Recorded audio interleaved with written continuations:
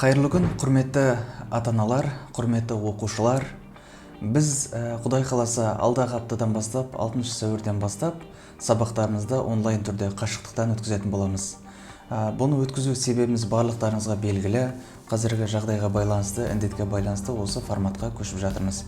Тек қана біз емес, қазір бүкіл әлем жұрты қашықтықтан білім беріп жатыр. Біз де осы форматқа өттік. Бүгінгі таңда мұғалімдеріміздің барлығы өздерінің сынамалық сабақтарын жүргізіп өтті. Барлығы сақадай сай. Біз кез келген шартта онлайн сабақ өтуге дайынбыз. What about rockets? Okay. So what kind of underlined words you can see? 4-ші тоқсанда оқудың барлығы қашықтықтан оқыту жүйесіне көшетін болғандықтан, осы аптада сынамалық сабақтарын жүргізіп жатырмыз. Себебі, осы оқу жүйесіне оқушы, ата-ана және мұғалімдер бейімделуі қажет. Бұл жағдай біз үшін де, сіздер үшін де үлкен бір мүмкіндік.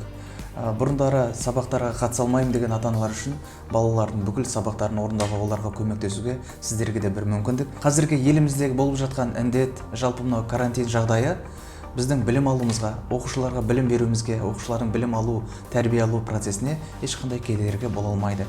Кез келген шарттарда біздің мұғалімдеріміз сабақ өтуге дайын.